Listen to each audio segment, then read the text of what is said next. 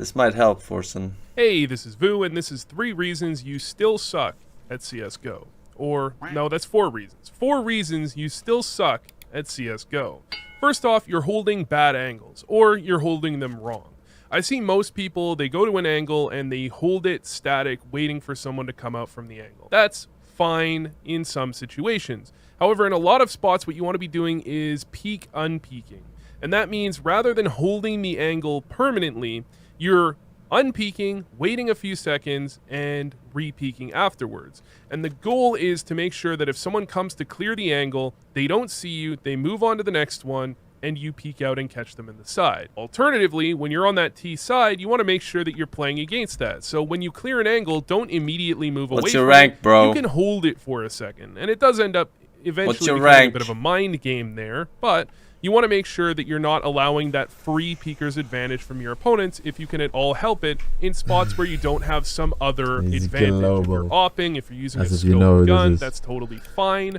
But if you're rifling, holding a static angle, you probably want to be playing peek unpeak or playing an off angle. Now, the standard angle to hold plat from, in silver, would probably be this angle here. Rather than that, you can play an angle like this. What you're doing is you're forcing your opponents to strafe out into a dangerous area where they're probably looking elsewhere before you take the shot.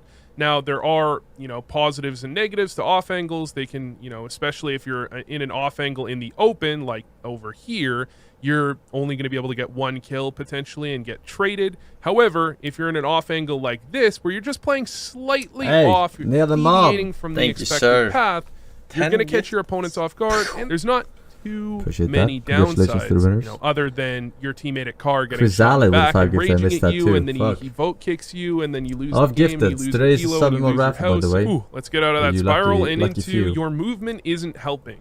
The most common thing I see is that people swing every corner waiting to see their opponents before they counter strafe and fight back. Generally, this isn't optimal. It kind of goes hand in hand with the first one. You want to be making sure that when you're clearing angles, you're clearing them one by one and stopping essentially before you recognize an opponent is on your screen. Basic shit.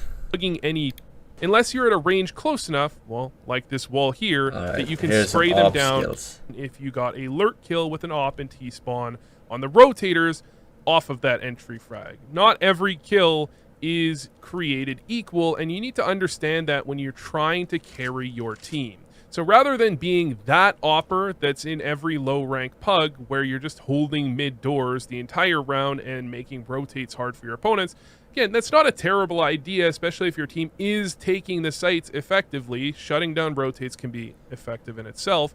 But this angle, holding mid with an op, is predicated on your team taking the bomb site, which is predicated on your entry fraggers and the players actually with the push having impact and able to get entries. You want to make sure that, when possible, you are one of those guys having impact. Don't just be sitting in T-spawn. Don't just be sitting top mid waiting for rotates. Try to get something done.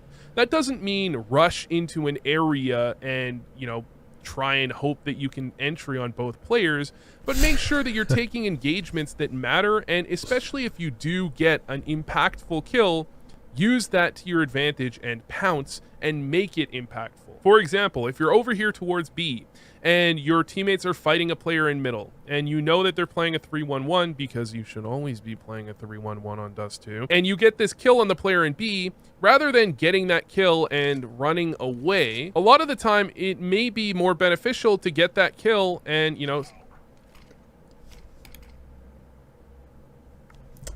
Enough said. All right, chat. Enough said. You think this guy can give me advice? Huh? You think this guy can give me advice? Oh, dude. Spiral Infinite, thank you for the 1 year, dude. Boop. Alright. You know what? Chat. You know what? I think it's time. My computer restarted yesterday. I think it's time.